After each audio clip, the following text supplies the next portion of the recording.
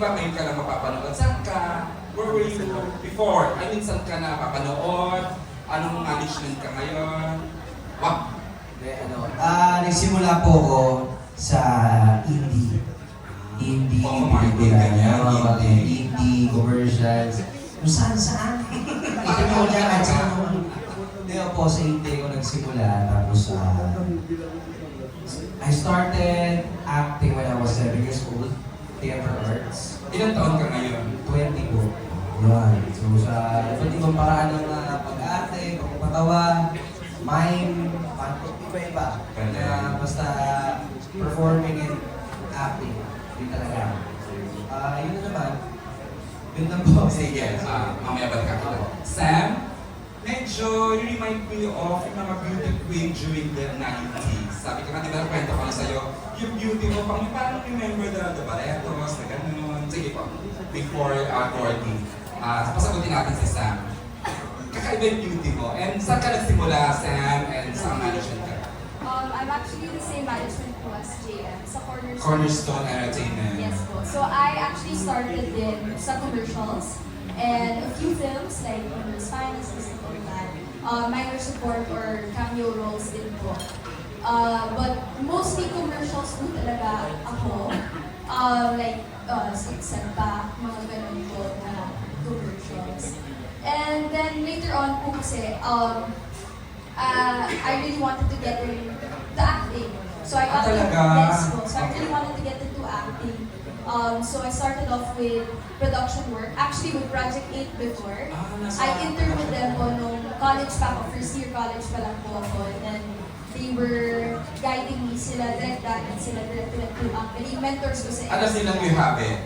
The acting. Yes, kumbaga they said na, I always told them na I want to get to know what goes on behind the camera before getting in front. Kasi syempre iba po yung respeto na makukuha ko for the cast, the crew, and everybody else.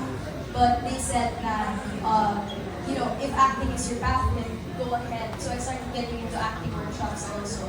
But not as early on as JM, I started when I was in college also. So nakagraduate ka ng college and Yes. then may degree ka. Yes. That explains how eloquent she is. Galing magsalita. Thank you po. When I first saw her sa Batang Quiapo, probinsya, Batang Quiapo, gandang-ganda na talaga ako sa kanya. Sabi ko nga, sana hindi mo maraming praise ang husay eh. And now you're here finally. First movie mo? Hindi naman. No naman po. I guess second. Kilabot ng mga conyo boys. Ito ang lakas ito sa mga aktivista nila sa boys. Okay. How'd you get, paano nga you can nagsimula? Sorry.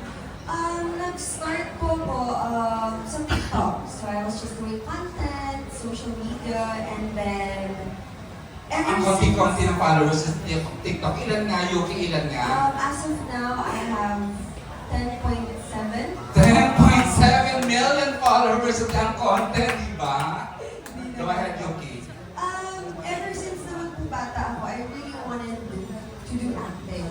But I feel like during that time, I wasn't able to push na makapag-acting ako. And then, blessing in disguise ang pandemic for me. So pandemic happened and then I started acting. Basta na nakinuha ka ng Batang Quiapo. Yes. Nangalaka ka lang. Hindi ka ako Pinamatayan mo na ang character mo.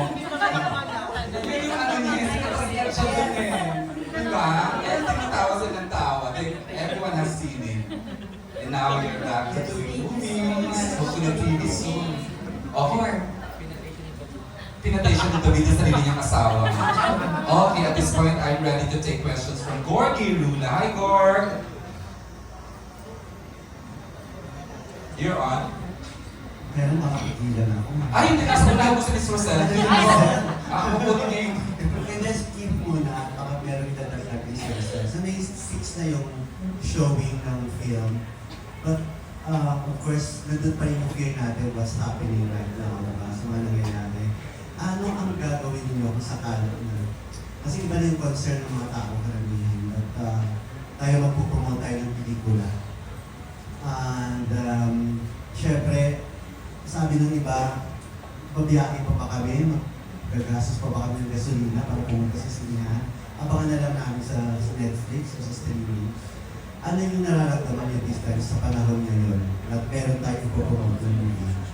At baka meron din pwedeng dadagdag si Ma'am Giselle. Yes, Kim. Yeah, actually, obviously, there's a lot of things going on in the world, a lot of things out of our control. And the idea came up na, I forgot what was suggested about do you push the play date or whatever, but for us, like, we wanted to keep everything the same. Give people, kasi na-announce na namin, so we wanted to at least deliver for the people that are still looking forward to it. But there's something like they can look forward to it na alam nila, kung fan ka ng movie, if you're interested, but no matter what, palabas pa rin siya ng May 6. At the same time, there's things like increasing cost, taas ng gas, that makes it harder for people to go to the theaters. So, ever since the beginning, myself, my mom, and others have been in constant conversation with the theaters, with the cinema exhibitors, trying to find ways to make it more affordable. So now that we'll have more affordable pricing for our stores. Yung price, ang ticket price yung Yeah, so we'll announce more of that soon, like SM, and yeah, we're working with a lot of other theaters. So hopefully we can make it more affordable and again, give people a little bit of escape during these times and give them something to look forward to. Yay! Ang ganda. Good news yan. So, give me Giselle, would you like to add to that? Well, of course, we worry about what's gonna happen. Who's not, diba? So, but then, yeah, we're committed. We're committed na talaga. We've planned and committed and actually patapos na rin yung pangalawang pelikula. So, we're hoping na, as what Keith said talaga, na to lower the ticket price, to really adjust to the crisis that is happening right now. Para naman, in a way na mapasaya na rin natin yung tao. There's a way for them na, even for a little time to feel something that is away from, to escape from what's happening. Kasi even me, I'm really affected with what's I can happening. tell from your post. I get affected. So, kasi Mrs. emotional about a lot of things, no? Jay, isa na lang. Go ahead. Honestly, EJ, like if we were to push it, diba, like, it would make the problem worse kasi mawawala ng trabaho yung mga tao. So like we really want to make sure, yeah, we stay consistent and yeah. Oo. Tanong ko na rin kay Lasa lang, kay Yuki at saka kay Dustin. Kasi natanong na rin si JM at saka si Fiam about dun sa kung nakaka-relate sila siguro sa title na Almost Us. So, Yuki, pagdating ba sa personal, sa love life mo, almost us pa rin ba kayo or done na?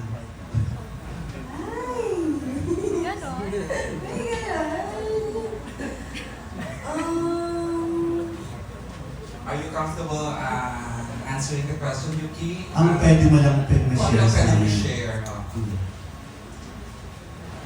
Ikaw, Dustin. Take the floor.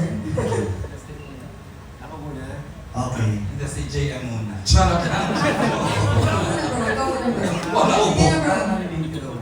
Hindi, ang tanong talaga sa'yo pinupukul. Oo. Kung ano lang, Das? Oo, ano lang pwede mo share. Sabi ko lang na nakaka-relate sila ng dalawa. Tama. Diba? Oo. Yes. Nakaka-relate yung movie. Maraming makaka-relate sa movie, sa overall. So, Dustin, kahit spotted na kayo kung saan, almost us pa rin ba or ano? Habang pinipisi lang aking... Oo, sino ba? Charot lang. Is she part of the movie? Charot. May 6, almost us. Okay. How about you, Yuki? Ano ba pwede mo share?